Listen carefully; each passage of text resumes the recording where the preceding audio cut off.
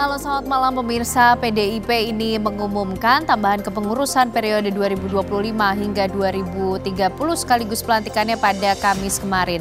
Dan Hasto Kristianto kembali didapuk sebagai Sekretaris Jenderal dari Partai Demokrasi Indonesia Perjuangan. Ini artinya menjadi ketiga kalinya Hasto Kristianto menjadi Sekjen PDIP.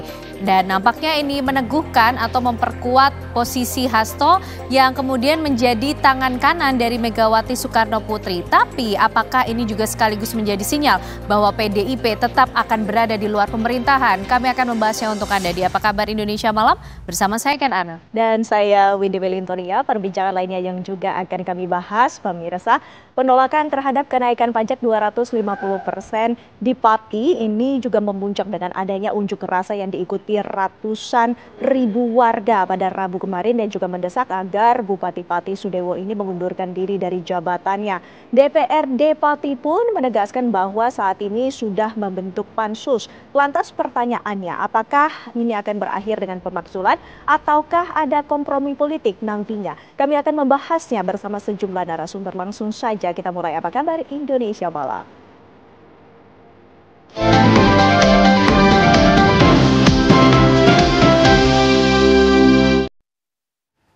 Ya, pemirsa, Presiden Prabowo Subianto menyampaikan pidato kenegaraannya di sidang tahunan MPR serta sidang bersama DPR dan DPD RI. Sejumlah tokoh penting hadir, diantaranya Presiden ke-6 RI Susilo Bambang Yudhoyono dan Presiden ke-7 RI Joko Widodo. Sidang tahunan MPR dan sidang bersama DPR dan DPD RI secara resmi dibuka oleh Ketua MPR RI yang dilanjutkan dengan penyampaian pidato pengantar sidang tahunan. Setelah itu, acara dilanjutkan dengan penyampaian pidato pengantar sidang bersama DPR dan DPD RI oleh Puan Maharani. Dalam sidang ini, video yang menampilkan capaian kepemimpinan Presiden RI Prabowo Subianto yang menampilkan perkembangan strategis di berbagai sektor nasional juga turut ditampilkan. Presiden Prabowo kemudian menyampaikan pidato kenegaraan perdananya. Dalam pidatonya, Prabowo menyampaikan sejumlah capaian dari program prioritasnya, mulai dari makan bergizi gratis, cek kesehatan gratis, hingga sekolah rakyat. Selain itu, Prabowo juga meminta dukungan dari MPR RI dan partai politik dalam upaya memberantas tambang ilegal, dalam upaya mensejahterakan rakyat. Sementara itu, sejumlah tokoh penting hadir dalam rangkaian acara sidang tahunan MPR dan sidang bersama DPR dan DPD tahun 2025. Presiden ke-6 RI Susilo Bambang Yudhoyono dan Presiden ke-7 Joko Widodo nampak menghadiri sidang tahunan MPR. Sementara itu, Presiden ke-5 Republik Indonesia Megawati Soekarno Putri tak terlihat menghadiri sidang tahunan MPR, namun diwakilkan oleh putrinya Puan Maharani yang sekaligus menjabat sebagai Ketua DPR RI.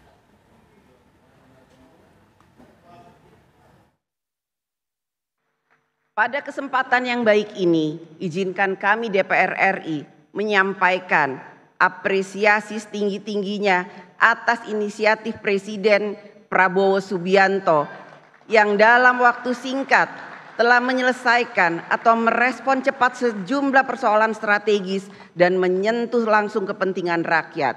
Di antaranya, pencabutan izin tambang di kawasan Geopark Raja Ampat,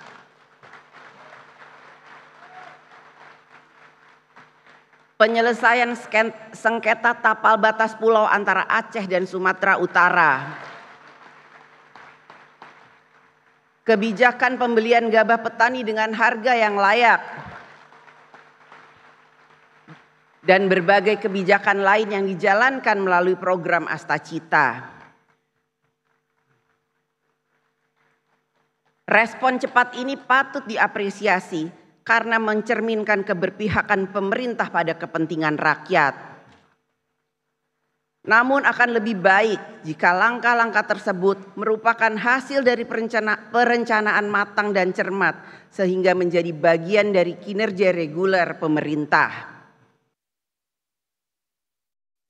Jika ada kekuasaan yang tidak diawasi, maka kekuasaan akan menjadi korup. Kekuasaan yang absolut akan menjadi korup secara absolut. Kita paham bahwa korupsi adalah masalah besar di bangsa kita. Perilaku korupsi ada di setiap eselon birokrasi kita. Ada di setiap institusi dan organisasi pemerintahan. Perilaku korup ada di BUMN kita, ada di BUMD kita. Ini bukan fakta yang harus kita tutup-tutupi. Setelah 299 hari saya memimpin pemerintahan eksekutif, saya semakin mengetahui berapa besar tantangan kita. Berapa besar penyelewengan yang ada di lingkungan pemerintahan kita. Hal ini tidak baik, tapi harus saya laporkan kepada para wakil-wakil rakyat Indonesia.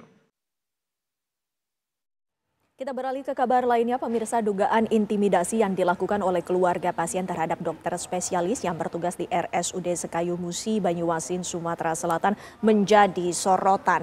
Meski sudah dilakukan mediasi antara keluarga pasien dengan pihak rumah sakit, namun dokter korban intimidasi didampingi Ikatan Dokter Indonesia melaporkan tindakan keluarga pasien tersebut ke pihak kepolisian.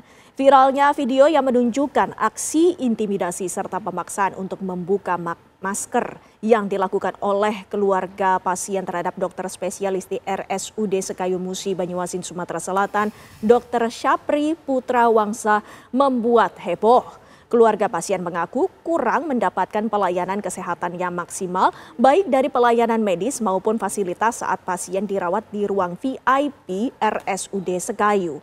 Kini proses hukum pun telah terus berjalan dan pihak kepolisian Polres Musi Banyuasin telah menerima laporan dari korban dan tengah dilakukan penyelidikan terkait video viral tersebut.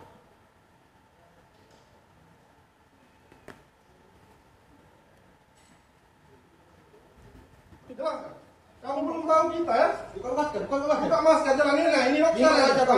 Ini dokter. Dia bilang dokter apa kau? Dokter apa kau ini? Ngomong. Baik pemirsa, untuk mengetahui bagaimana kemudian tanggapan dan juga sikap atas peristiwa ini, kami ajak Anda berbincang dengan Dr. Ihsan Nur Hamdan, Ketua ID Musi Banyuasin. Selamat malam Dr. Ihsan. Selamat malam. Baik Dr. Ihsan, bagaimana kemudian sikap dan juga respon ID melihat kasus atau peristiwa yang terjadi ini? Ya, terima kasih ya Pak.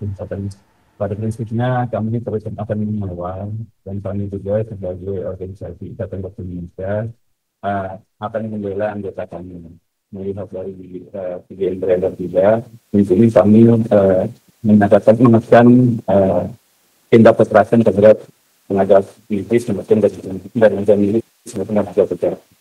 Jika kami melanjutkan tindakan tersebut. Dr. Ihsan, apakah sudah ada pihak keluarga yang meminta maaf ataupun berkomunikasi dengan korban? Kalau yang langsung dengan berkomunikasi dengan korban, saya pribadi saya belum mengetahuinya dan belum ada laporannya. Apakah minta secara langsung untuk meminta maaf kepada Dr. Syafri. Oke, dokter, lalu bagaimana saat ini kondisi korban dan apa kemudian langkah yang akan diambil ID untuk ikut mengawal peristiwa ini? Apakah juga akan ikut membantu memberikan perlindungan hukum atau seperti apa, Dok? Ya, pada prinsipnya ini ada Biro Hukum Perlindungan Pembelaan Anggota. Intinya kami akan terus mengawal. Karena untuk sifat pelaporan itu sebenarnya itu adalah dokter sakit dengan rumah sakit umum daerah sekali. Kami sifatnya mengawal dan menunjukkan anggota kami mendapatkan perlakuan yang baik dan juga kami akan bisa membantu terus untuk mengawal secara hukum juga. Dokter Ihsan, menyusul dengan kejadian ini, apakah benar ada beberapa dokter yang mengundurkan diri dari RSUD tersebut? Kalau itu tidak benar, kami tetap melakukan pekerjaan secara profesional. Oke, lalu Dok, bagaimana komunikasi juga yang sejauh ini dilakukan dengan rumah sakit?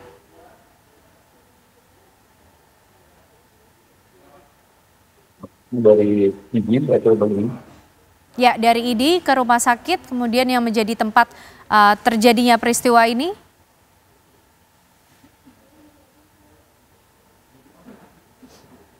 Halo, Dokter Ihsan bisa mendengar suara saya? Oh, kami selalu berkomunikasi.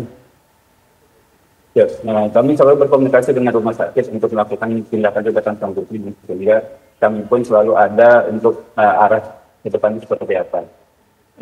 Untuk arah ke depannya ini solusi terbaik yang ditawarkan oleh ID ini apa, Dok? Ya, kalau kami hanya mengawal, semuanya kita kembalikan ke aparat penegak hukum yang terbaik. Dan hari ini laporan yang sudah disampaikan dan dilaporkan kepada kepolisian. Kami prinsipnya akan selalu mematuhi dan mengikuti sistem yang berlaku. Baik, terima kasih Dr. Ihsan untuk informasi dan waktunya. Sehat selalu, selamat malam dokter.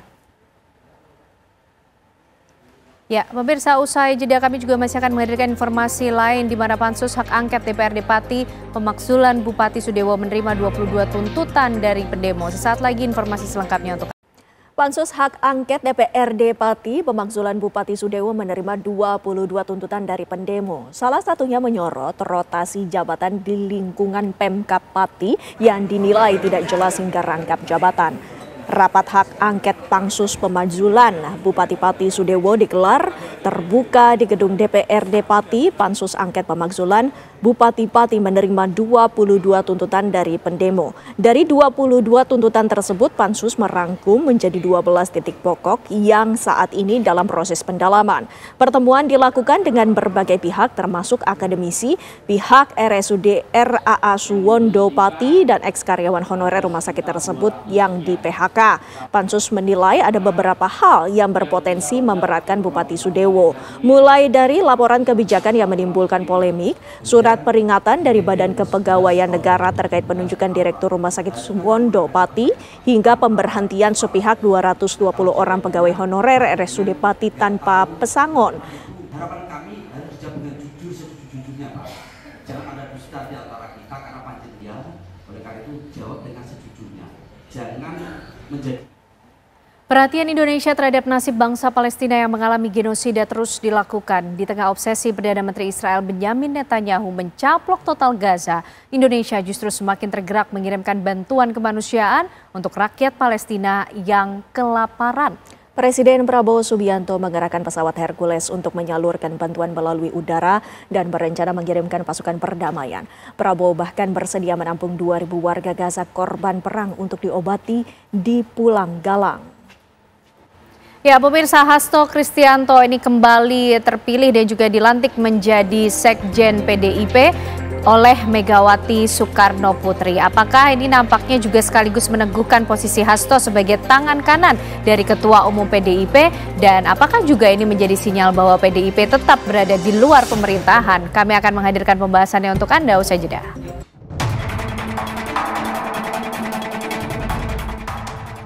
Partai Demokrasi Indonesia Perjuangan resmi mengumumkan tambahan kepengurusan periode 2025-2030 sekaligus pelantikannya pada Kamis kemarin.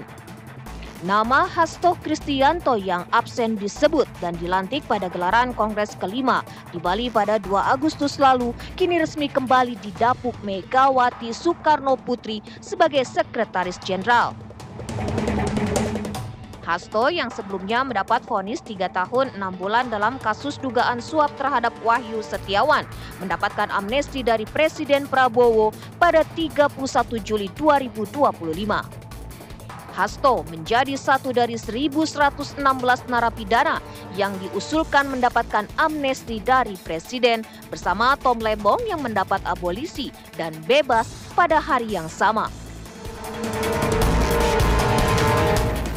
Penunjukan Hasto sebagai sekjen untuk ketiga kalinya seakan semakin meneguhkan posisinya sebagai tangan kanan kepercayaan Megawati Soekarno Putri. Namun, di sisi lain, apakah ini juga menjadi sinyal jika PDI Perjuangan tetap berada di luar pemerintahan? Karena selama ini hanya Puan Maharani yang kerap melontarkan keinginan masuk dalam gerbong pemerintahan Prabowo Gibran.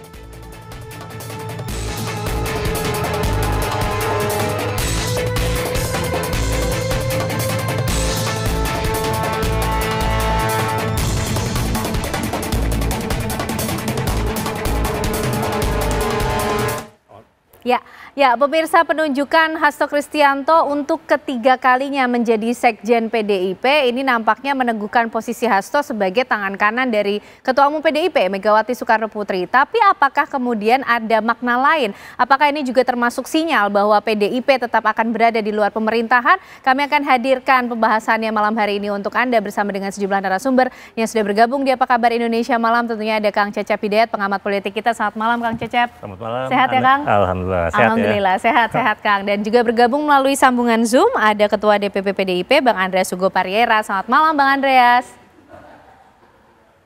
Selamat malam, Ken. Oke, sehat ya, Bang. Dan juga bergabung bersama kita ada Bang Ahmad Riza Patria dari Gerindra. Selamat malam, Bang Riza. Selamat malam. Oke, waalaikumsalam. Bang Andreas, ini bagaimana sih sebetulnya prosedur atau tahap-tahap pemilihan seorang sekjen di PDIP, Bang? Pertama di sekjen partai, dalam hal ini PDI Perjuangan itu diatur di dalam ADART. Nah, soal penetapannya, keputusannya, dan kemudian penunjukannya itu adalah hak prerogatif Ketua Umum. Karena yang dipilih di dalam Kongres itu adalah Ketua Umum Partai, dan Ketua Umum Partai kemudian menunjuk sekjen dan para ketua, wakil sekjen, bendahara, dan wakil bendahara. Itu adalah pengurus DPP PDI Perjuangan.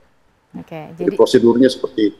Oke, jadi semua itu adalah hak prerogatif dari Ketua Umum. Karena kemudian mungkin ini bagi publik termasuk mengejutkan, Bang Andreas, tidak hadir di Kongres, tapi kemudian Kamis kemarin kita melihat pelantikannya gitu dari Mas Hasto sebagai sekjen. Pak Hasto hadir di Kongres pada saat akhir, ketika sudah diumumkan. Pada tanggal 2 Agustus itu Pak Hasto hadir di Kongres sebelum penutupan. Setelah itu beliau juga, dan pada waktu itu memang kami beberapa yang sudah diumumkan, yang kebetulan tidak hadir pada waktu penutupan itu sehingga tidak dalam pelantikan. Nah, sehingga kemudian kemarin yang belum hadir dan juga Pak Hasto yang belum disebut sebagai sekjen partai diputuskan oleh Ketua Umum menjadi sekjen partai sekaligus dilantik kemarin. Oke, artinya ini sudah diumumkan pada saat Kongres begitu ya, Bang Andreas ya? Hanya pelantikannya saja kemudian yang berbeda waktunya? Sebagian dari DPP yang kemarin dilantik, kami ada 9, itu sudah diumumkan, tapi tanggal 2 itu tidak dilantik karena kami tidak hadir pada saat penutupan Kongres. Okay. Nah, Pak Sekjen, Pak Hasto, itu memang belum diumumkan, karena pada waktu diumumkan, Sekjen itu dijabat juga oleh Ibu Ketua Umum, Ibu Megawati Soekarno Putri, dan baru kemudian kemarin diumumkan, dan kemudian sekaligus dilantik. Oke, baik. Kang Cecep, melihat nama Hasto Kristianto yang kembali nih ketiga kalinya loh, Kang, dipilih sebagai sekjen PDIP. Menurut Kang Cecep, apa kemudian yang menjadi pertimbangan kalau ini menjadi hak prerogatif seorang ketua umum? Oke, jadi menurut saya ada beberapa hal yang menjadi pertimbangan dari Ketua Umum PDI Perjuangan ya, Ibu Megawati. Pertama kita lihat dari kelembagaan ya, bagaimana Pak Hasto ini sudah mendampingi Ibu Mega itu ya sejak 2000-an ya, dari Wasekjen kemudian Sekjen sendiri sudah 2 periode. Jadi ya 2010. Nah, dari 2000 kemudian Pak Hasto itu sudah berjuang buat PDI Perjuangan sejak di pemilu, katakanlah di Pilpres 2014, 2019, 2024.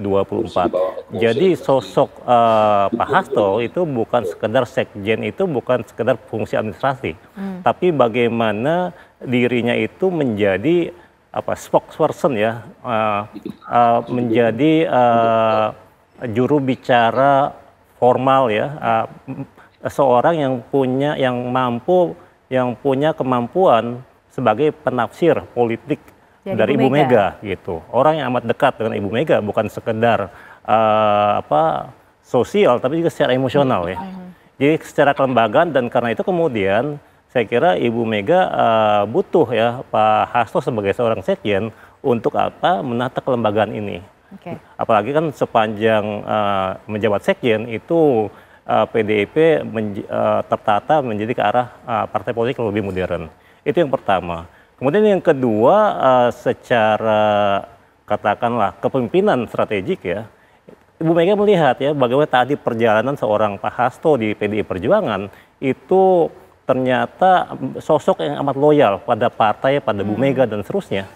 Ya, beliau menjadi spokesperson lah katakan ya dari ide-ide PDI Perjuangan. Sehingga kemudian ya bahkan ketika kemarin ada persoalan ya hukum misalnya tetap bertahan kan. Di sini saya kira karena loyalitas seorang Pak Hasto itu yang kemudian membuat Bu Mega juga ya menunjuk beliau kembali ya menjadi sekjen partai untuk kali ketiga. Jadi dulu mungkin sekjen dengan 2 periode dibanding yang sebelumnya kan nggak ada ya. Sekarang untuk 3 periode untuk pertama kalinya juga gitu.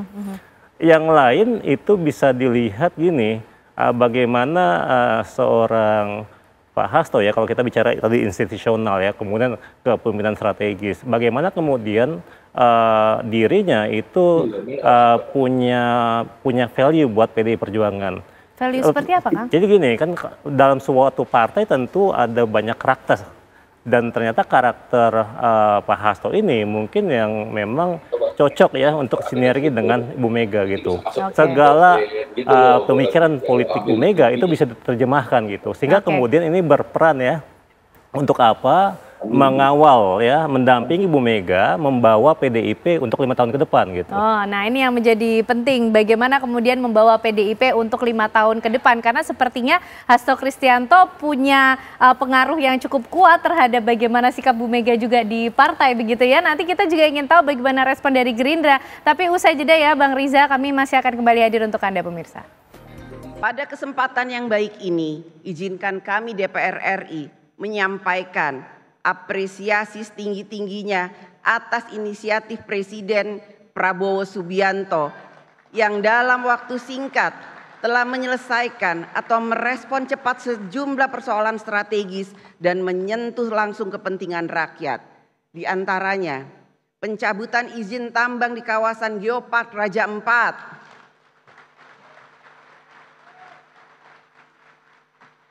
penyelesaian sengketa tapal batas pulau antara Aceh dan Sumatera Utara,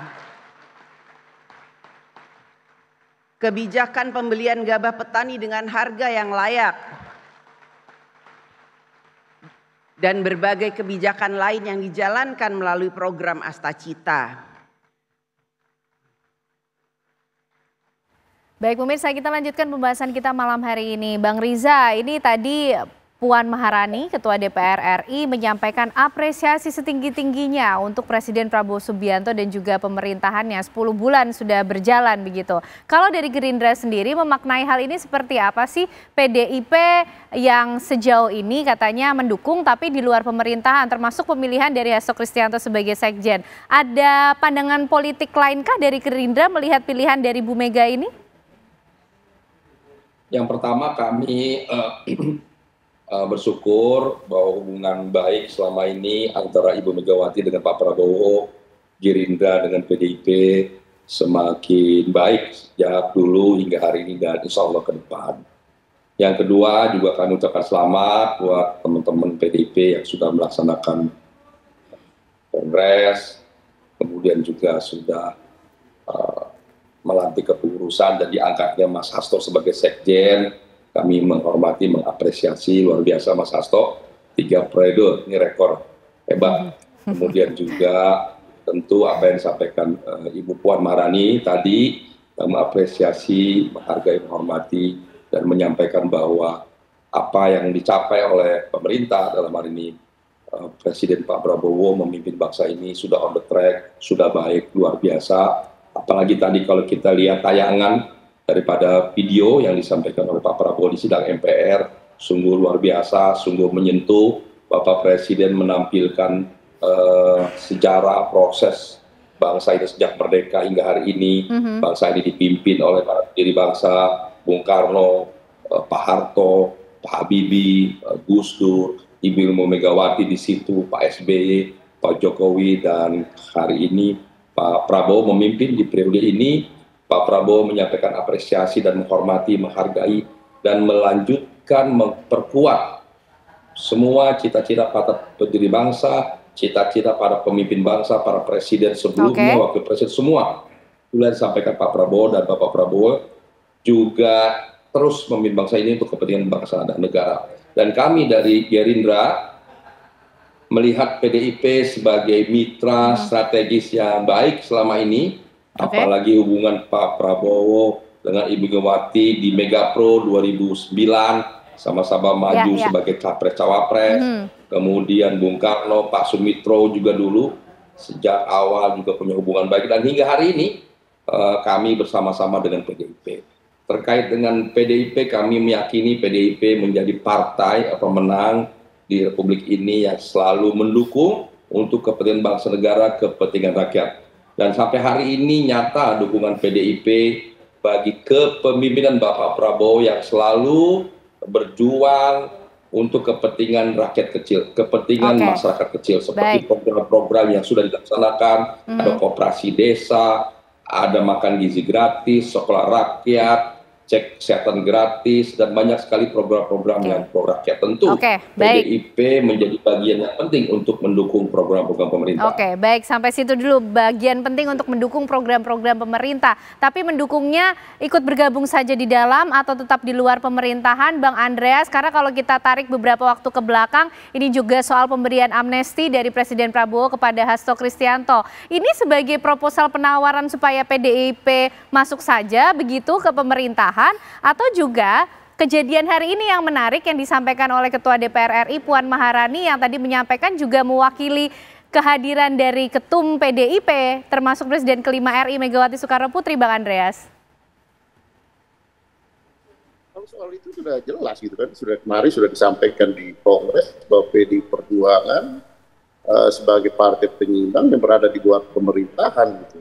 Bahwa di dalam menyikapi pemerintahan, kita sebagai partai penyimbang yang berada di luar memberikan pandangan-pandangan kritis, pandangan-pandangan mendukung program-program pemerintahan Pak Prabowo, ya tentu dengan maksud dan tujuan untuk kepentingan bangsa dan negara.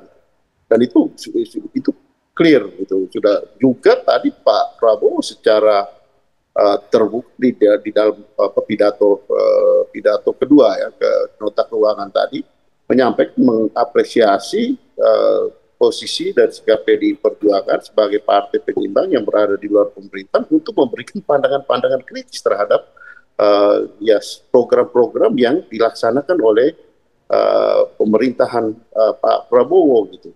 Kenapa? Karena ya apa yang dipidatokan oleh Pak Prabowo itu sangat sangat menyentuh persoalan-persoalan, menjawab persoalan-persoalan masyarakat. Tapi ya di dalam pelaksanaan pemerintah kan apa yang disampaikan oleh Pak Prabowo ini kan harus dieksekusi, harus dilaksanakan di lapangan. Nah disitulah fungsi dan peran dari DPR dalam hal ini PDI Perjuangan yang ada di DPR memberikan pandangan-pandangan terhadap pelaksana-pelaksana, pembantu presiden yang melaksanakan fungsi pemerintahan dari Presiden Prabowo. Nah, disitulah peran PDI Perjuangan sebagai partai penyimbang yang berada di luar pemerintahan. Dan saya kira selama ini di dalam hubungan baik secara personal antara Ibu Mega dan Pak Prabowo, antar partai tetap mempunyai hubungan kolegial yang baik. Tapi di dalam menjalankan fungsi pemerintahan, ya kami berada di luar dan menjalankan fungsi sebagai partai. Oke, jadi masih tetap pada putusan Kongres mendukung tapi di luar pemerintahan begitu ya Bang Andreas? Ya dong, harus itu tidak perlu didiskusikan lagi. Oke, baik. Itu harus sesuatu yang diputuskan di Kongres itu adalah hal yang harus dilaksanakan, tidak perlu didiskusikan lagi kalau itu.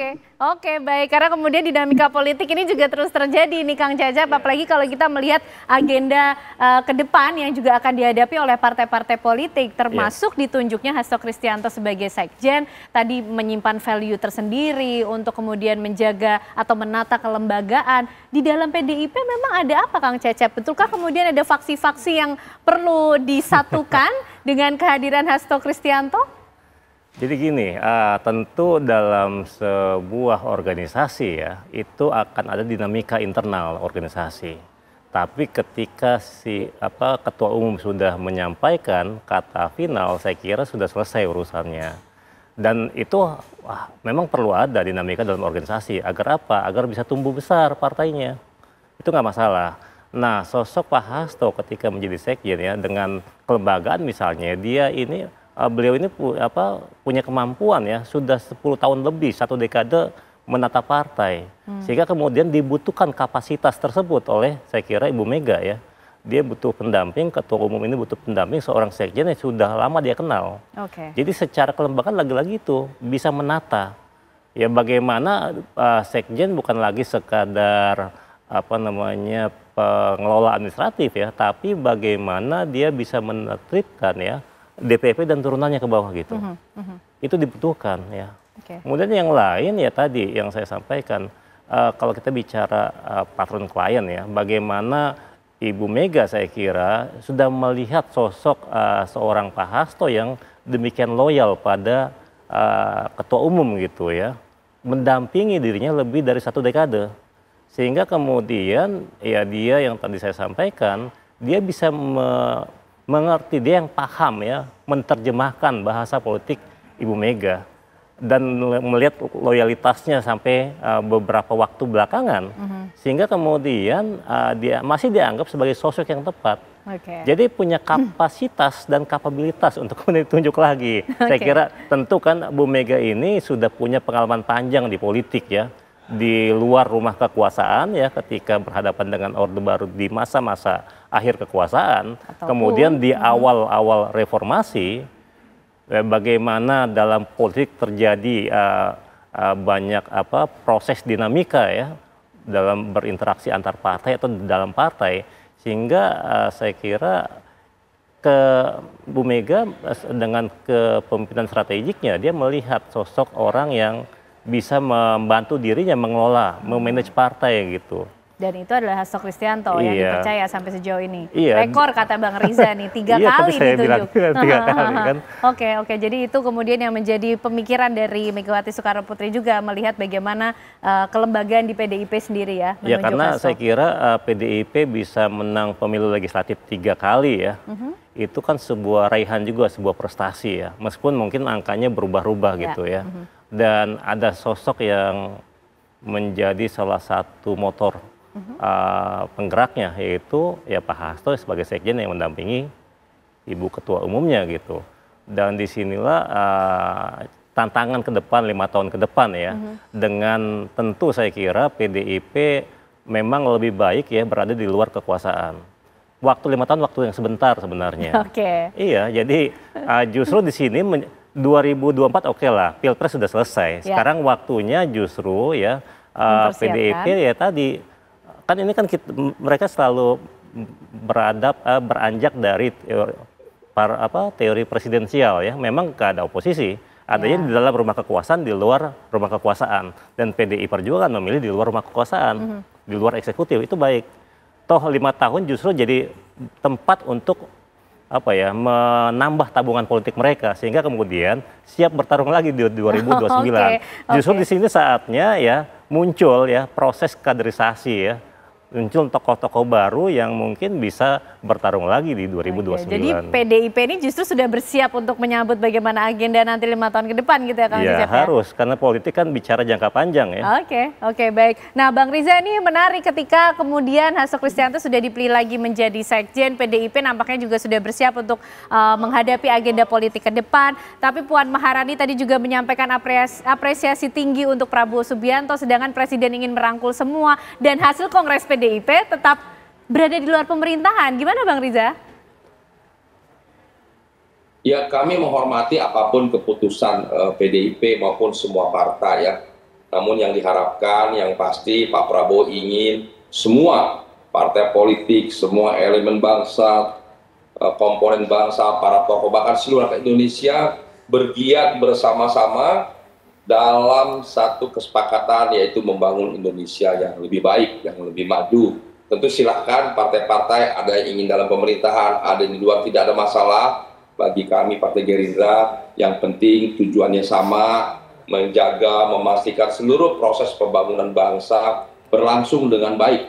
Dan apa yang dilaksanakan oleh Bapak Prabowo tidak menghapus semua apa yang sudah dilaksanakan para pendiri bangsa, para pemimpin sebelumnya, justru memperkuat dan mempercepat proses pembangunan. Dan untuk itu semua elemen bangsa, Bapak Prabowo berharap bersama-sama melakukan upaya terbaik, memberikan kontribusi yang terbaik. Bapak Prabowo selalu ingin 3T, saya menyebutnya 3T.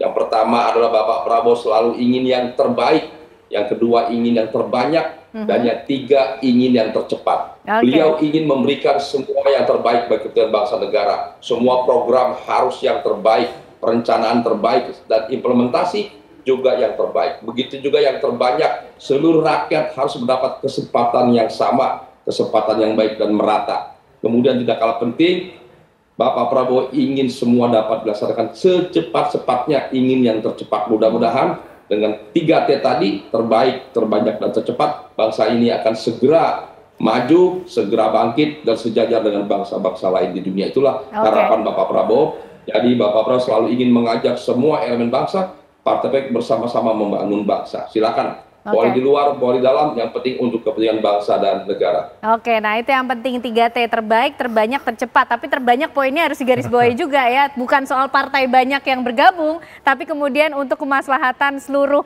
masyarakat Indonesia. Nah, kita juga ingin tahu bagaimana agenda PDIP ke depan, Bang Andreas, bagaimana konsolidasi internal yang dilakukan, karena ini juga perintah dari Ketum PDIP Megawati Soekarno Putri. Dijawabnya nanti sesaat lagi, kami hadir untuk kembali untuk Anda pemirsa. Baik pemirsa, kita lanjutkan diskusi kita malam hari ini. Bang Andreas, Sekjen sudah dipilih, sikap PDIP juga sudah ditentukan, mendukung tapi di luar pemerintahan. Kemudian Ketum PDIP Megawati Soekarno Putri ini juga meminta kadernya untuk segera melakukan konsolidasi internal, turun langsung ke masyarakat. Ini apakah artinya PDIP juga sudah bersiap betul untuk agenda politik selanjutnya? Ya harus, semua Oke, Bang Andreas, kami belum bisa mendengar suaranya lagi. Oke, silakan Bang, boleh diulang, tadi terputus suaranya. Ya, itu sesuatu yang ya sudah biasa dan harus dilaksanakan. Bahwa bekerja bukan hanya menjelang pemilu gitu, atau baik pilkada, pileg maupun pilpres, tapi ya dia bekerja 365 hari, 24 jam, 7 hari dalam seminggu gitu. Karena itulah apa yang dilakukan termasuk oleh PDI Perjuangan. Sehingga setelah kongres ini kita akan melakukan konsolidasi struktural ya di tingkat provinsi, di tingkat kabupaten, kota, sampai ke tingkat desa gitu.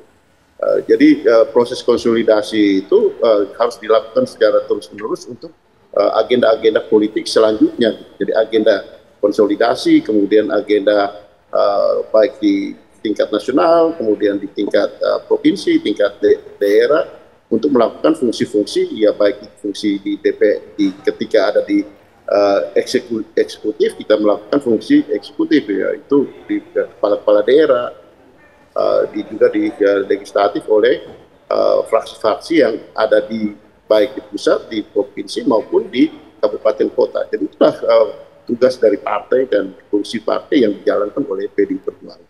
Oke, baik. Bang Riza, ini PDIP sudah bersiap untuk menghadapi agenda politik berikutnya. Nampaknya sudah mulai move on dari Pilpres kemarin 2024.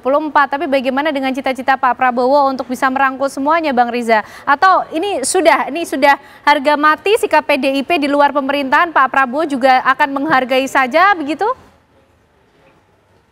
Ya tentu Pak Prabowo, kami Partai Gerindra sangat menghormati dan menghargai keputusan semua partai, terlebih partai PDIP, partai terbesar pemenang pemilu ya, yang sudah mengalami pasang surut dan pengalaman yang luar biasa. Kami meyakini apapun yang menjadi keputusan PDIP pasti untuk kepentingan bangsa dan negara. Pasti ikut terlibat aktif membangun bangsa negara dan selalu mendahulukan kepentingan rakyat. Itu yang kami yakini. PDIP partai yang besar mengerti betul apa yang dibutuhkan bangsa ini. Jadi kami yakin PDIP akan terus bersama-sama dengan Pak Prabowo untuk terlibat membangun bangsa dan negara. Bagaimana caranya? Tentu PDIP punya mekanisme, aturan, dan cara tersendiri keterlibatan PDIP dalam membangun bangsa negara dan selalu mendahulukan kepentingan rakyat. Bagi kami serahkan sepenuhnya kepada PDIP sebagai mitra strategis, mitra yang baik, mitra yang selalu mengedepankan kepentingan bangsa negara, mitra yang selalu mengedepankan kepentingan rakyat, dan mitra yang selalu mendukung keputusan, kebijakan apa yang dipimpin oleh Bapak Prabowo sebagai presiden yang kita hormati, yang legitimate pada saat ini dan ke depan. Insya Allah kehadiran PDIP akan memberikan dampak yang positif bagi kepentingan bangsa, negara, dan tentu seluruh rakyat Indonesia. Jadi kami sangat yakin dan Pak Prabowo terus mengajak semua untuk terlibat aktif. Silakan masing-masing partai melaksanakan semua kebijakan partainya masing-masing dengan caranya masing-masing, dan kami yakin semua partai termasuk PDIP ingin menjadi bagian terbaik dan terbesar dalam kontribusinya untuk kepentingan bangsa, negara, dan rakyat. Dan itu juga yang selalu disampaikan oleh Bapak Prabowo. Jadi seperti yang disampaikan Pak Prabowo bahwa kami, Bapak Prabowo, selalu ingin semua terlibat aktif dalam pembangunan bangsa. Memang bagi PDIP tidak ada koalisi maupun oposisi, itu sikap PDIP yang sangat baik, kami hormati. PDIP menyadari betul kita perlu membangun bangsa bersama-sama. Silakan, boleh dalam, boleh di luar, tapi sekali lagi terima kasih buat PDIP yang selama ini telah memberikan kontribusi terbaiknya, dan kami yakin di pemerintahan Bapak Prabowo juga PDIP akan hadir memberikan kontribusi terbaiknya dan menjadi bagian penting dalam pembangunan bangsa ke depan. Baik, Kang Cecep menutup mungkin kalau sudah terima kasih dari Gerindra ini artinya sudah tidak lagi misteri dong apa yang menjadi sikap PDIP, sudah tidak akan berubah lagi. Kita juga mungkin kita lihat kemesraan antara PDIP dan juga Gerindra, kedekatan Pak Prabowo dengan Bu Mega ini juga tidak akan merubah bagaimana komposisi di dalam pemerintahan, begitu Kang? Ya, jadi justru saya kira ya kan sebenarnya Presiden Prabowo sendiri sudah menyampaikan ya, dirinya ingin merangkul semuanya, tapi kalau memang ada di luar ya silahkan. Apalagi sebagai seorang presiden ya, dirinya harus mendukung ya bagaimana partai itu membangun demokrasi di Indonesia. Nah, PDIP dibawa ke pemimpinan Ibu Mega saya kira itu menjadi lokomotif ya dalam konteks kepartaian tentu saja, itu untuk membangun tradisi demokrasi di Indonesia. Bisa dibayangkan ya, Presiden Prabowo sudah merangkul sebagian besar partai pendukung pemerintahan di parlemen. Kan menyisahkan misalnya PDI Perjuangan dan Nasdem ya kalau nggak salah. Justru ini ya, PDI itu bisa optimal sebenarnya menjadi partai yang mengawasi pemerintahan dari luar pemerintahan. Dari luar eksekutif gitu. Dan disinilah tantangan ya buat Ibu Mega, buat Sekjen Pak Hasto, buat PDI Perjuangan ya, bagaimana dalam 4 tahun lebih ke depan ya, mereka memang menjadi pengawas dan menyeimbangkan ya kekuasaan gitu. Mereka perlu mengkritik kebijakan-kebijakan yang tidak pro pada rakyat ya. PDI Perjuangan perlu menjadi salah satu dari institusi yang menjalankan ya proses demokratisasi di Indonesia. Dan Bu Mega kan punya tradisi, sudah pernah punya pengalaman tradisi di luar pemerintahan. Bagaimana kemarin dan Pak Hasto bisa saya kira mendampingi Bu Mega juga nih mengawal proses transisi demokratisasi di bawah pemerintahan Presiden Prabowo dalam konteks kepartaian gitu. Baik ya, kita tunggulah nanti bagaimana kemudian agenda politik ke depan dan cara dari masing-masing partai politik di Indonesia tentunya untuk kemaslahatan seluruh masyarakat Indonesia. Terima kasih malam hari ini untuk diskusi yang luar biasa, Bang Riza, Bang Andreas, Kang Cecep juga sehat selalu semuanya Bapak-bapak, dan usai jeda pemirsa, Apa Kabar Indonesia Malam masih akan kembali hadir dengan perbincangan menarik lainnya untuk Anda bersama dengan Windy Wellingtonia. Ken, Usai jeda pemirsa, kami akan kembali menghadirkan perbincangan mengenai DPRD Pati yang menggunakan hak angketnya untuk membentuk pansus pemakzulan Bupati Pati Sudewo. Kami akan hadirkan perbincangannya bersama sejumlah narasumber sesaat lagi.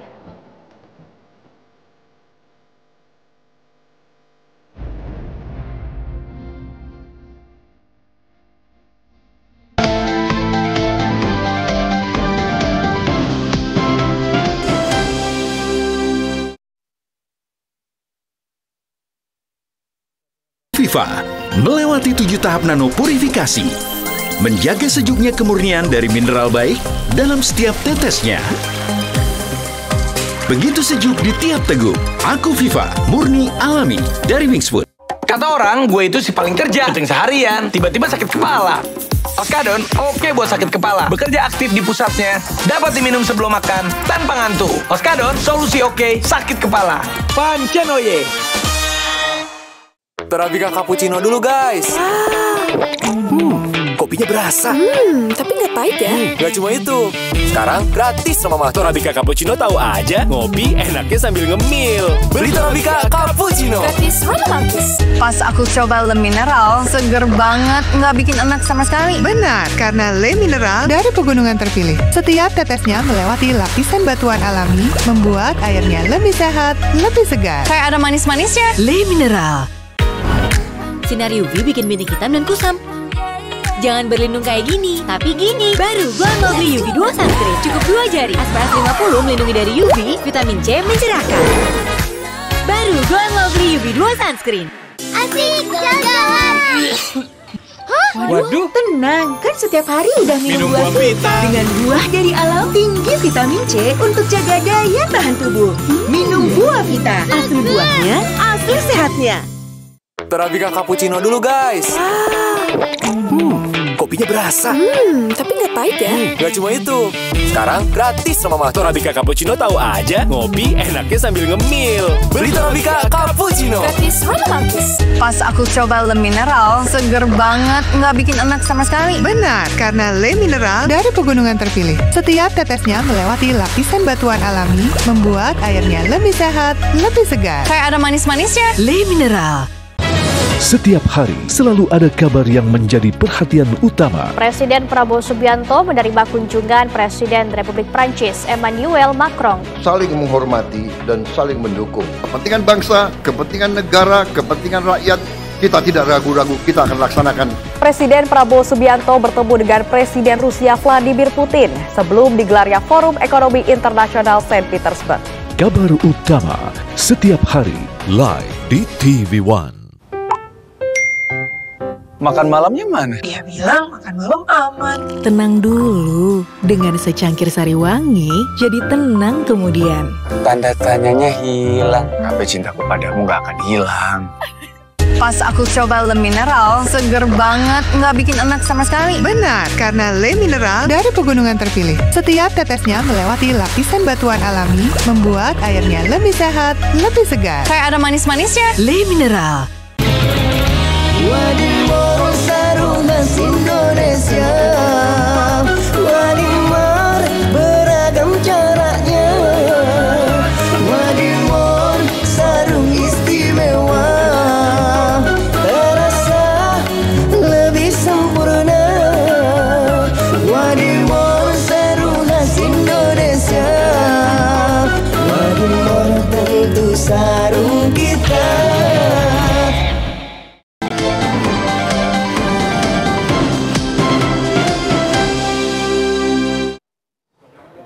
Pemirsa, aksi pencurian sepeda motor di sebuah minimarket di Kecamatan Peridu, Kota Tangerang terekam kamera CCTV. Pelaku menggunakan senjata api mengancam korbannya. Pemirsa, inilah detik-detik rekaman video aksi perampokan di sebuah minimarket di Jolam Villa Tangerang Raya Priuk, Kota Tangerang. 2 orang pelaku berusaha membawa kabur sepeda motor yang terparkir di minimarket, namun aksinya diketahui oleh pemilik sepeda motor. Korban tak berkutik karena pelaku menodongkan senjata api dan mengancam korban. Aksi pelaku ini sangat meresahkan masyarakat karena dilakukan pada siang hari dan adanya senjata api untuk mengancam.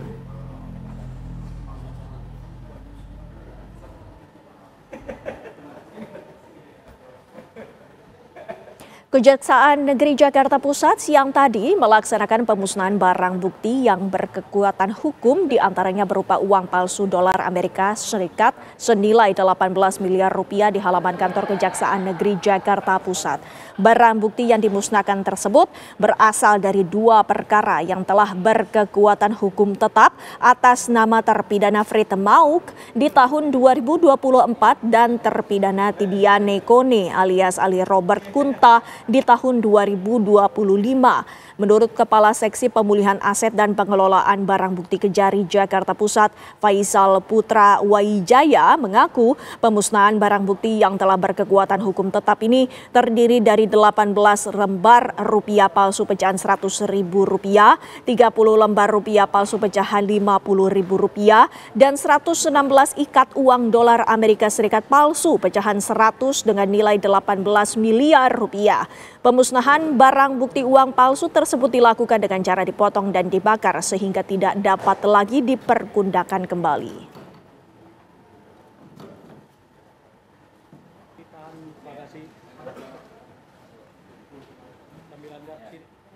Akibat tak terima ditegur, jaksa mengambil gambar saat berlangsungnya pelaksanaan sidang kasus penganiayaan berat di Pengadilan Negeri Makale, Kabupaten Tanah Toraja, Provinsi Sulawesi Selatan. Salah seorang dari keluarga korban langsung mengejar dan menyerang jaksa sampai ke mobil tahanan usai sidang berlangsung.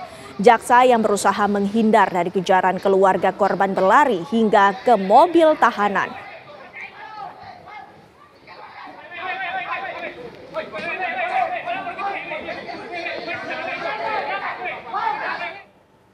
Niat hati menggenjot pendapatan daerah melalui pajak, Bupati Pati Sudewo digeruduk massa yang kecewa. DPRD Pati pun menggunakan hak angketnya membentuk pansus untuk pemakzulan sang bupati.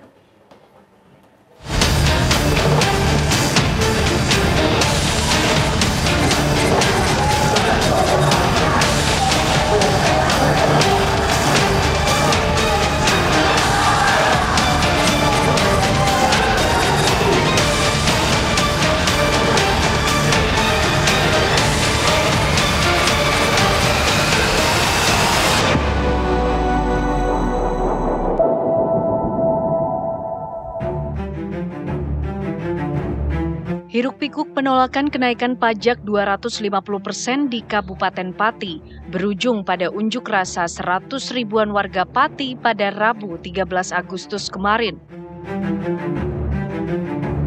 Meski Bupati Pati Sudewo telah menyampaikan permintaan maaf dan mencabut kebijakan kenaikan pajak, namun warga kadung kecewa dan marah. Unjuk rasa warga ini pun tidak lagi sekedar menuntut pembatalan kenaikan pajak, namun juga mendesak sang bupati yang belum genap setahun ini untuk mundur dari jabatannya. DPRD Pati pun memutuskan untuk menggunakan hak angketnya usai didesak massa, sebagai bagian dari proses pemakzulan Sudewo. Mungkinkah sang bupati dapat dilengsarkan secara politik melalui pansus DPRD Pati? Ataukah sebaliknya akan ada kesepakatan politik demi mempertahankan Sudewo?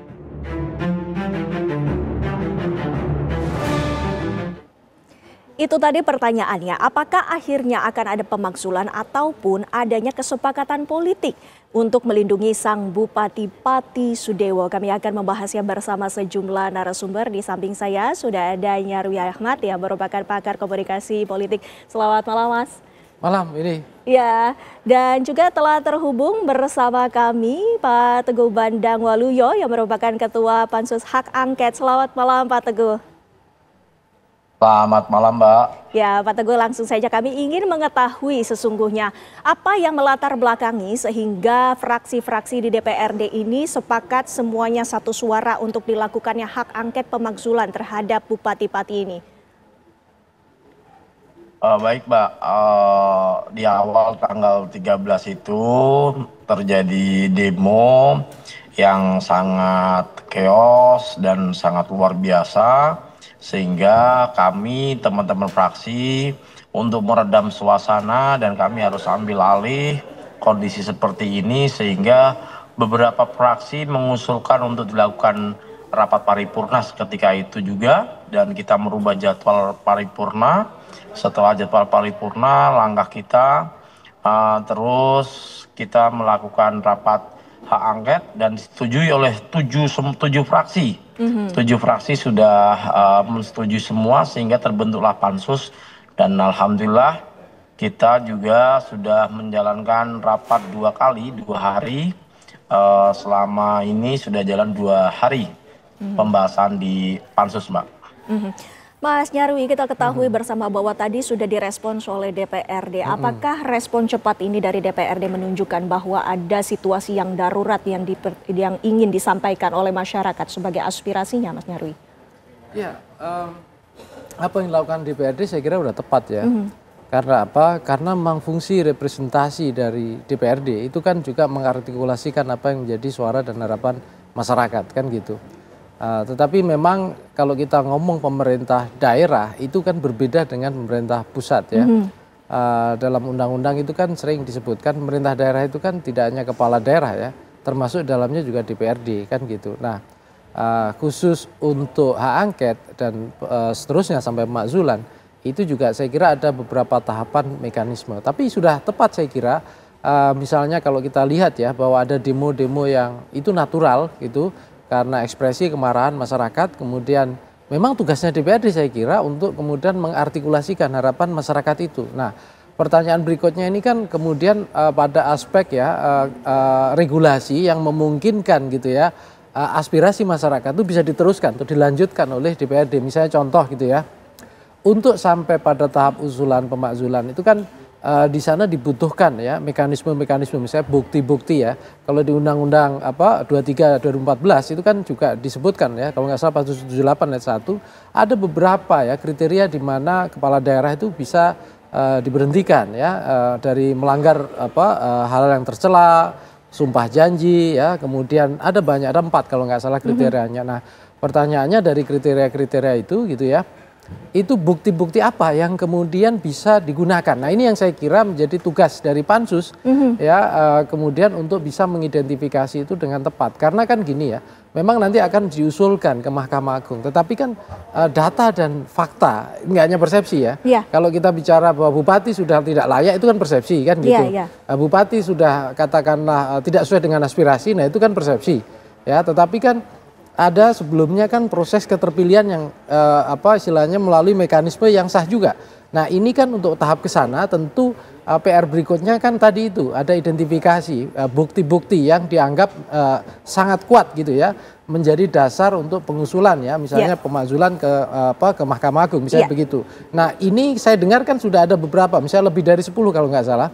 Ada 10 yang identifikasi, 12 ya? Nah 12, nah dari 12 itu bukti-bukti itu cukup meyakinkan apa tidak? Ya, nah, kita tanyakan langsung kepada pihak DPRD, Pak Teguh, dari 12 poin yang sudah dirangkum dari 22 pertemuan ataupun tuntutan dari pedemo, ini apakah sudah diselidiki lebih lanjut, Pak Teguh? Baik Mbak, kebetulan dari 12 poin ini kami baru rapat 2 kali dan kita hanya baru dapat 1 poin saja. 1 poin dan besok kita melangkah ke poin berikutnya, tapi 1 poin ini belum selesai Mbak, terkait dengan ada yang namanya pengangkatan Direktur Suwondo yang sudah disurati BKN 3 kali bahwa itu tidak sah, juga dihiraukan sama Pak Bupati. Yang kedua ada lagi pemberhentian 220 karyawan Suwondo yang pemberhentiannya juga sangat janggal, dan kemarin sudah kami undang pihak manajemen, korban, perwakilan korban, dan menangis di gedung tempat kami rapat karena dia sudah bekerja hampir 15 tahun dia bekerja di sana, kalah dengan orang-orang yang informasi yang kami terima dekat dengan Pak Bupati. Ini mungkin dari imbas sebuah politik, tapi kami tidak bisa langsung masuk ke sana ya. Kami harus melengkapi apa yang disampaikan Abang tadi, tidak hanya cerita, pembahasan, tetapi kita menggali fakta, menggali bukti di dalamnya, sehingga kami hari ini belum bisa, masih jauh kami mengatakan ada yang namanya pelanggaran dari Pak Bupati, karena kita baru 1 poin saja. Yang kedua, besok kami di hari Selasa melanjutkan pembahasan terkait dengan pajak yang menjadi masalah dari problem awal dari permasalahan di Pati. Pajak itu kan memang perdanya sudah dicabut. Tetapi kami harus tahu asal mula terbentuknya pajak 250% ini dasarnya seperti apa. Nah, di saat kami seperti ini, kita dapat aduan dari masyarakat, bahkan ada yang lebih dari 350%, lebih dari 500%, ada yang lebih dari 600%. Semakin ke sini semakin masyarakat memberikan bukti pembayaran PBB 2024, pembayaran PBB 2025, mereka memberikan buktinya. Yang aneh lagi kami juga dapatkan bahwa Pak Bupati menyampaikan selama 14 tahun tidak ada kenaikan PBB. Ini salah. Ada kenaikan PBB yang Bupati sebelumnya memang menaikkan, tetapi tidak signifikan seperti itu karena beliau tahu kondisi wilayah Pati, beliau tahu kondisi masyarakat Pati. Bupati yang lama kenaikannya 20%, 15%, seperti itu. Karena kondisi masyarakat dia tahu, Mbak. Betul, Mbak. Ya, Pak Teguh, dari poin-poin tersebut yang sudah Anda sampaikan tadi, apabila memang terbukti, apakah mengerucut kepada pemakzulan? Dan siapa saja mungkin di fraksi DPRD ini yang menyetujui pemakzulan tersebut? Kami belum bisa menyimpulkan ya Mbak, karena ini masih jauh karena kami baru 1-2 poin yang baru kita kerjakan dan poin 1 aja belum selesai. Kita juga mau mencoba poin kedua. Masih jauh kita bisa menyimpulkan Pak Bupati ini mengarah ke pemakzulan atau tidak, kami belum bisa. Tetapi yakinlah bahwa 7 fraksi yang ada di DPRD Pati sangat mendukung adanya pansus ini. Kenapa demikian? Karena mereka sepakat kita rapat pansus terbuka, siapapun boleh menunggu kita, siapapun ikut live, siapapun masyarakat bisa masuk, yang penting tertib. Dan masyarakat bisa menilai fraksi mana partai apa yang tidak bersuara, fraksi mana partai apa yang menghalang-halangi adanya pembahasan di dalam pansus. Baik, Mas Nyarwi, menanggapi tadi pernyataan dari DPRD ataupun dari pansus sendiri, apakah Anda melihat bahwa dengan diadakannya hak angket ini dari pansus, ini memang mengarahnya ke pemakzulan, ataukah masih ada upaya-upaya yang bisa dilakukan oleh Bupati Pati untuk mungkin melobi pihak-pihak agar dirinya ada kesepakatan politik di balik itu? Ya, pansus dan juga keputusan pada sampai pemakzulan, ini kita nggak hanya ngomong angket ya, tapi sampai pemakzulan, itu biasanya kan itu keputusan politik. Kalau keputusan politik tentu saja biasanya tidak lepas dari peran-peran elit. Ya, ini kan ada 2 hal ya Windy ya. Yang satu adalah aspirasi dari masyarakat yang merasakan, dalam tanda petik ya, merasakan gitu ya, apa saja yang menjadi kebijakan dari Pak Bupati Sudewo ini gitu. Terus yang kedua adalah persepsi ya dari elit-elit ya. Elit-elit itu bisa elit nasional, bisa juga yang ada di Kabupaten Pati. Yang tentu yang paling dekat adalah yang di Pati, yang sering didatangi masyarakat tentunya ya, untuk menyampaikan aspirasinya. Nah, tetapi kan ini tidak hanya bicara persepsi politik ataupun hanya sekedar menyampaikan aspirasi. Di sini kan ada mekanisme dan prosedur. Nah, tantangannya adalah ini, bagaimana menunjukkan apa yang dianggap sebagai persepsi itu kemudian ya berbasis pada bukti-bukti ini. Nah, kalau misalnya bukti itu sangat kuat ya dan sulit terbantahkan, ada hal yang dilanggar berdasarkan undang-undang ya 2014 itu 23/2014, maka sangat mungkin saya bilang secara prosedural prosesnya sampai level pemakzulan. Tetapi di sini kan harus ada proses yang dilewati. Misalnya pemeriksaan oleh Mahkamah Agung. Ya, tentu di sana juga Mahkamah Agung saya kira juga bisa bekerja berdasarkan objektif, pandangan objektif, tapi bisa juga berdasarkan pandangan subjektif kan gitu. Nah, di sana juga ada misalnya proses yang terjadi ya, pemeriksaan pengusulan itu dipertimbangkan oleh Kemendagri. Nah, di sini kan juga ada faktor politik tentu antara pertimbangan presiden, kementerian gitu ya, dengan bobot-bobot yang dianggap sebagai bentuk pelanggaran tadi. Nah, memang di sini saya kira ya ada 2 arus yang saling katakanlah nantinya akan bertumbukan atau saling berkompetisi. Yang pertama adalah political will, kehendak elit ya, sejauh mana menganggap bahwa di Pati itu tidak perlulah ada pemakzulan kira-kira gitu karena masih bisa ditoleransi. Tapi sisi lain juga ada aspirasi dari masyarakat yang diartikulasi oleh DPRD yang melihat bahwa ini proses demokrasi loh, ini rakyat sudah merasa seperti ini loh, dan ini hak rakyat juga untuk menuntut. Kan mekanismenya juga terbuka kan gitu. Nah, dua hal ini yang saya kira nanti ke depan akan terus mewarnai. Tetapi bisa jadi, kan banyak ya kalau kita simak perdebatan di media sosial, keresahan semacam ini itu tidak hanya terjadi di Pati, tapi di banyak tempat. Fenomena naiknya PBB ya, yang sekian ratus bahkan 1000% gitu ya, itu muncul ya.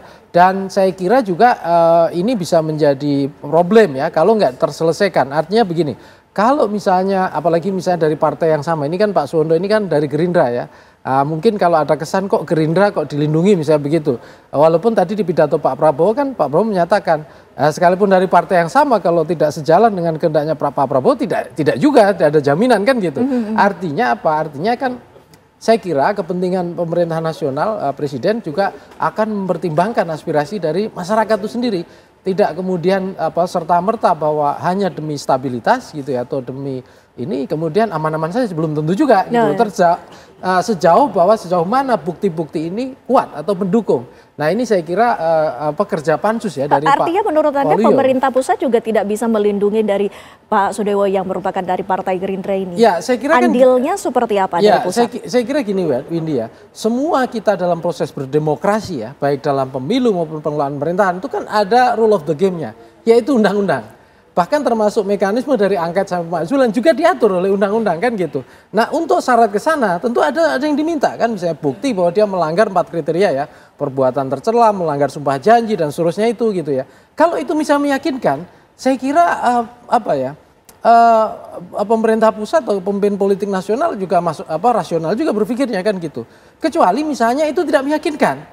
Ya, misalnya bukti-bukti yang disampaikan pansus ya, itu memang dianggap kurang meyakinkan. Bisa jadi kan gitu. Tapi kalau misalnya dari 12 loh kita bicara, kemudian datanya dianggap bagus dan meyakinkan, dan saya kira ini bisa menjadi pelajaran juga untuk tempat lain.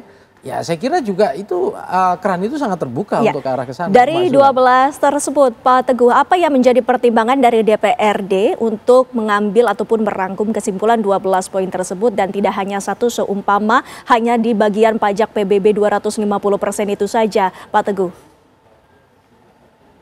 Baik Mbak, semula muncul 12 poin ini, ada awalnya 22 poin dari masukan dari masyarakat maupun dari teman-teman fraksi, sehingga terus kita simpulkan, kita bahas dengan teman-teman pansus, dan kebetulan kita didampingi oleh akademisi sehingga kami tidak ceroboh, tidak mau main-main karena ini dipantau oleh masyarakat, sehingga tahapan kami kita pelajari dulu Mbak.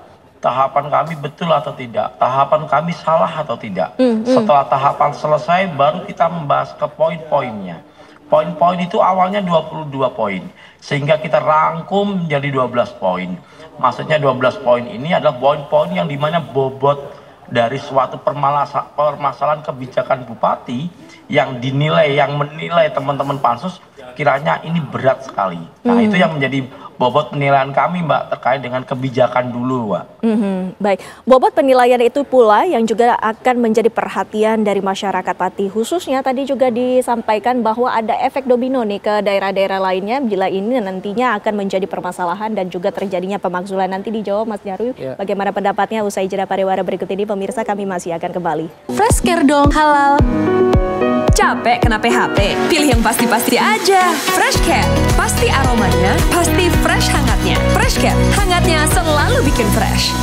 Bertahun-tahun, Hotin Cream telah jadi teman harian. Bantu redakan pegal akibat kerjaan dan saat jalan-jalan, serta nyeri otot olahragawan. Balur Hotin, panasnya mijit, hotnya in sampai ke dalam. Gak lengket, tanpa bekas.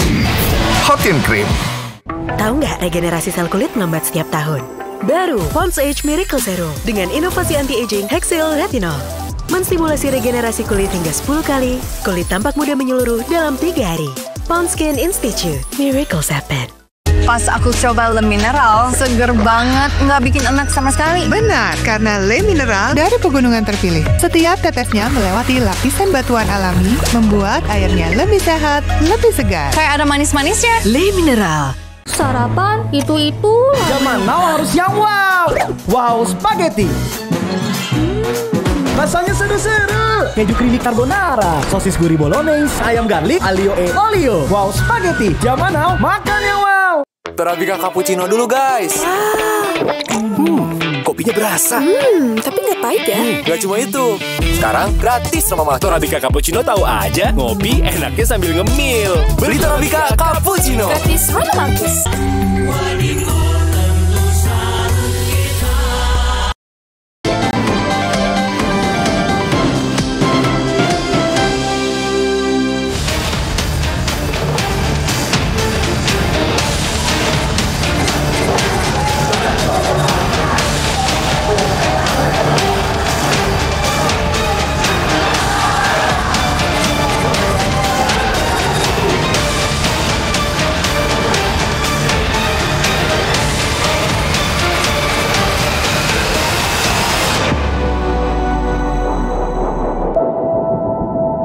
Pemirsa, kita lanjutkan dialog kami. Mas Nyarwi tadi juga sempat disinggung bahwa kenaikan PBBP2 ini tidak hanya terjadi di Pati, tapi ada beberapa daerah juga menaikkan pajaknya. Ini ada ketakutan adanya efek domino, ini menurut Anda seperti apa? Ya menurut saya sangat mungkin ya Windy.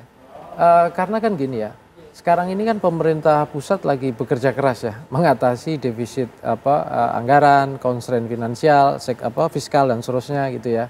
Dan tentu pemerintahan Pak Prabowo ini kan membutuhkan konsentrasi ya. Tadi kalau kita simak pidato kenegaraan itu kan ya kita demokrasi, tapi demokrasi ala Indonesia bukan demokrasi yang asal gontok-gontokan, kan ada kata itu kan. Nah bayangkan kalau misalnya ya kegaduhan atau proses demonstrasi ya tuntutan-tuntutan semacam ini nggak hanya muncul di Pati ya, atau muncul di Pati tapi nggak terselesaikan dengan baik, nggak diatur masyarakat kemudian nggak berhenti. Karena Suwondo ini Ketua Pansus ini saya kira juga paham ya, masyarakat Pati itu yang saya pahami itu masyarakat yang tidak mudah lelah berdebat dengan penguasa. Artinya apa? Artinya energinya besar, punya literasi politik yang sangat tinggi juga gitu ya. Jadi kalau proses ini nggak terartikulasikan dengan baik, nggak terselesaikan dalam arti melalui mekanisme ya, prosedur demokrasinya, misalnya ya tadi yang saya sampaikan ya, apa yang kemudian diharapkan, kemudian proses kalau seandainya dari angket kemakzulan, bukti dan seterusnya disiapkan, diartikulasikan sampai Mahkamah Agung ya dan seterusnya, maka saya kira juga tuntutan itu dugaan saya nggak berhenti, akan muncul terus. Nah kemudian kalau kegaduhan seperti ini di daerah lain juga ada fenomena serupa, saya kira itu sangat mungkin ya munculkan efek domino. Dan kalau itu terjadi, saya kira pemerintah pusat akan terpecah konsentrasinya kan menginginkan daerah itu menjadi mitra bagi pemerintah pusat untuk pembangunan kan gitu. Di tengah efisiensi, di tengah kesulitan katakanlah tantangan-tantangan hari ini ya di constraint fiskal dan seterusnya. Apalagi misalnya ketidakmampuan hari ini kan banyak yang harus direm ya. Nah ini yang saya kira tentu membutuhkan ketenangan. Nah kalau muncul berbagai gejolak dan itu akan saya kira menyulitkan ya, dalam tanda petik paling nggak mengurangi energi yang dibutuhkan Pak Prabowo untuk mencapai asta cita itu kan gitu. Nah ini yang saya kira tidak diinginkan oleh elit-elit yang ada di pemerintah pusat, saya kira itu. Bagaimana mengartikulasikan aspirasi dari masyarakat itu yang menjadi penting. Nah, Pak Teguh, kami juga ingin mengetahui apakah ini artinya memang ada tekanan dari masyarakat sehingga akhirnya dibentuklah pansus dari hak angket ini, dan juga apakah dibutuhkan transparansi sehingga tadi literasi politik dari masyarakat Pati ini yang memang sangat tinggi ini tidak ada kecurigaan terhadap DPRD, Pak Teguh. Baik Mbak, kaitan tekanan masyarakat terkait dengan kasus ini memang besar. Terus terkait dengan transparansi juga sangatlah besar. Dilihat dari mana? Dilihat dari masyarakat pas kita melakukan rapat pansus, banyak yang hadir. Terus saya tanya itu yang sudah bikin live itu. Ternyata dia melihat ada penontonnya ada yang 5.000, 4.000. Ini kan luar biasa banyaknya. Bahkan ada yang nonton bareng, Mbak. Yang nonton bareng terkait rapat pansus kami, gitu loh. Enggak hanya nonton bola ya, tapi terkait dengan pansus ini mereka mengamati betul, benar nggak DPR ini menjalankan tugasnya, benar tidak DPR ini berjalan dengan realnya, gitu, Mbak. Ya, Pak Teguh, ternyata betul bahwa masyarakat dari Pati itu betul-betul memantau setiap detiknya, setiap gerak-gerik dari DPRD jika kita bisa mengambil kesimpulan seperti itu. Ini artinya ada harapan besar di tubuh DPRD ini dari masyarakat Pati. Apa Anda melihatnya seperti itu? Ya, DPRD itu kan juga bagian dari fungsi representasi ya dalam institusi demokrasi kita. Ya, walaupun dalam keberadaan sebagai dalam sistem pemerintahan Republik Indonesia, dia ini pemerintah daerah, bagian dari pemerintah daerah, gitu ya. Tapi jika tidak sesuai dengan keinginan masyarakat, lantas apa yang terjadi? Nah, pintunya tentu kan DPRD tadi, kan gitu. Nah, di sini saya kira dinamika yang terjadi ya dalam konteks Pati, kuncinya ada di DPRD. Kalau misalnya, dan saya kira teman-teman di DPRD nggak berani mengambil risiko juga. Saya kira pemilih mereka kan dekat ya, kayak punya Pak Teguh ini pasti masyarakat juga ngelihat nih Pak Teguh ini benar nggak dengan teman-temannya ya menyuarakan suara kita. Kalau nggak bisa jadi nanti dalam pemilu berikutnya dapat sanksi dalam tanda petik dari masyarakat kan gitu. Karena ini juga menjadi resiko juga bagi anggota DPRD yang ada di sana kan gitu. Sehingga saya yakin gitu ya tentu sangat sulit ya bagi DPRD untuk keluar dari sorotan masyarakat. Tadi disampaikan misalnya memantau melalui media sosial. Ya tentu itu juga salah satu saluran atau media. Tapi kalau kita lihat masyarakat itu sendiri kan kehidupannya juga daya jangkaunya dekat dengan kehidupan elit-elit ini termasuk para anggota DPRD. Bisa jadi bertamu ke rumah Pak Teguh dan teman-temannya tiap saat gitu kalau misalnya aspirasinya tidak disampaikan. Dan saya kira itu apalagi menyangkut isu yang banyak lah. Contohnya di sini yang paling menonjol ya itu kan pajak ya PBB ini. Dan kita tahu kan isu bicara soal kondisi hari ini ya masyarakat Pati yang mayoritas petani atau ini ya dengan tingkat pendapatan yang juga mungkin tidak terlalu tinggi. Saya kira itu menjadi beban dan ini akan menjadi isu yang cukup panas gitu loh. Sehingga saya kira ini salah satu isu yang menurut saya ya bisa katakanlah menjadi pintu masuk yang cukup kuat. Selain tadi harus dicari bukti-bukti dari tadi 12 ya keseluruhan ya isu-isu yang lain yang memang sejauh mana itu kuat untuk diajukan sebagai bukti bahwa ini mengarah ke pemakzulan. Nah, bahwa nanti sudah disampaikan Mahkamah Agung memeriksa itu urusan lain kan gitu. Tapi tugas DPRD saya kira di sana adalah menyampaikan dan mengidentifikasi, mencari bukti ya.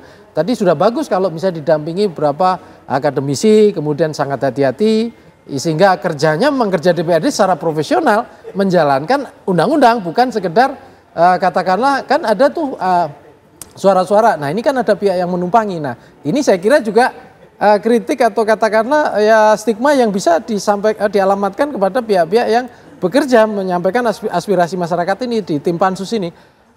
Tapi kalau dia bekerja profesional saya kira tidak. Dengan basis dan data bukti dengan mengikuti prosedur ya kan sudah dilalui kan gitu. Soal keputusan berikutnya nanti lain lagi kan gitu. Kalau artikulasi suara ini nggak disampaikan, nggak diwujudkan ya, nggak dikelola dengan baik, nah itu bisa munculkan gejolak-gejolak baru. Iya. Dan daerah lain bisa jadi akan terus melihat Pati kan gitu. Iya. Pak Teguh, kami juga ingin mengetahui apakah dari Pansus sendiri dan juga DPR memiliki target kapan sedianya hal ini juga akan menghasilkan rekomendasi, Pak Teguh. Baik Mbak, kalau berdasarkan aturan kami kan harus bekerja maksimal 60 hari. Tetapi kami tidak bisa nih dikejar harus panjang waktunya, nggak bisa. Kami juga tidak bisa minta waktu pendek karena pendalaman materi harus mengumpulkan data, harus menyandingkan data dengan fakta lapangan, terutama dengan data ini betul tidak, ketemu dengan korban ini betul tidak. Kita harus sandingkan itu karena kami sekali lagi tidak mau ceroboh dan tidak mau main-main. Sekali lagi yang disampaikan tadi Masnya betul sekali Mas, kami ini langsung berhadapan dengan masyarakat. Bahkan Mas, pintu rumah saya kemarin itu aja ada yang milak ditulisi, jangan sampai masuk angin. Seperti itu Mas, kondisi di tempat kami begitu loh. Sehingga kami tidak mau Mas mengorbankan amanah rakyat kepada nasib kami hal seperti ini begitu. Sehingga betul-betul kami serius atas petunjuk pimpinan DPR kami, juga kami terbuka kepada masyarakat, kita juga menyampaikan kondisinya.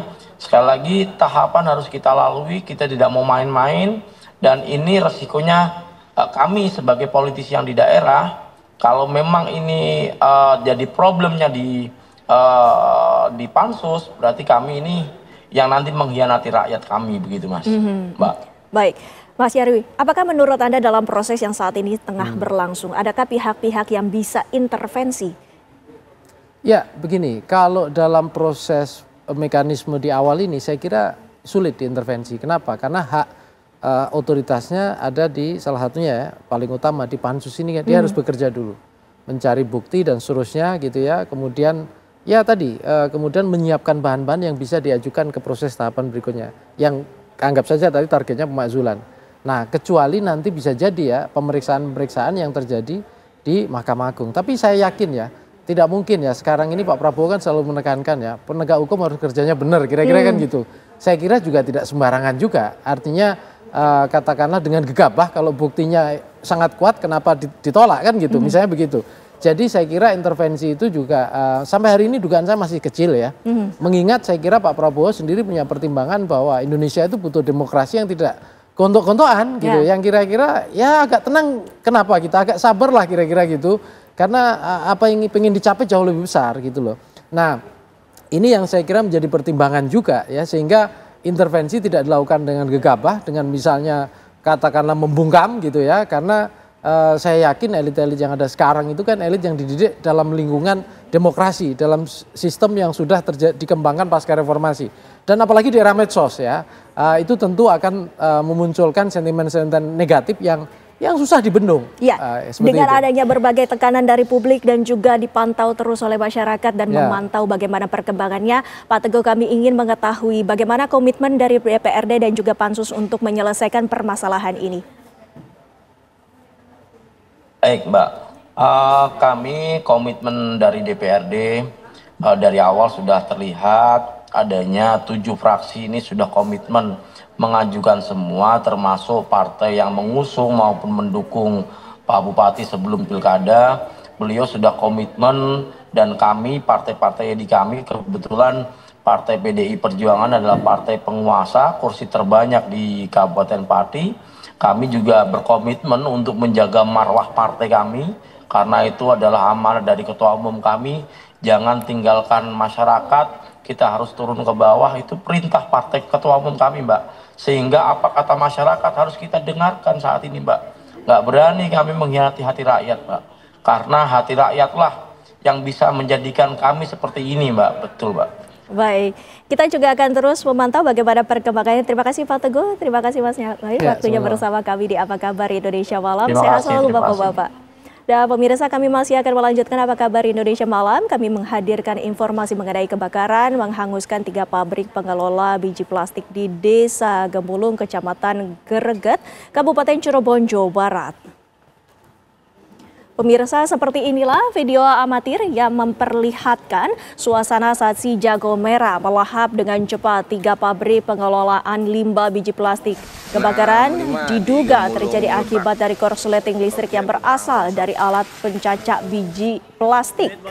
Selain itu, banyaknya material yang mudah terbakar membuat api semakin membesar. Sebanyak 3 unit mobil pemadam kebakaran dan dibantu warga setempat dikerahkan ke lokasi untuk memadamkan api.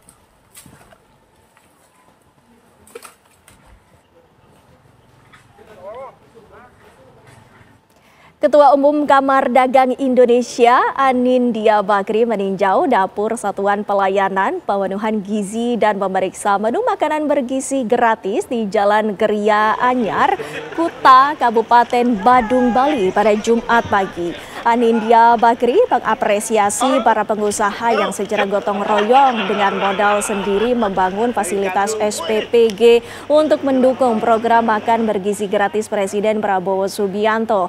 Kunjungan Anindya Bakri ini juga sekaligus meresmikan fasilitas SPPG yang dibangun oleh pengusaha di bawah naungan Kadin Bali. Anindya juga melihat langsung dapur dan proses pembuatan paket makanan bergizi gratis dari SPPG yang mampu memproduksi 3.500 makanan per harinya untuk didistribusikan ke sekolah-sekolah.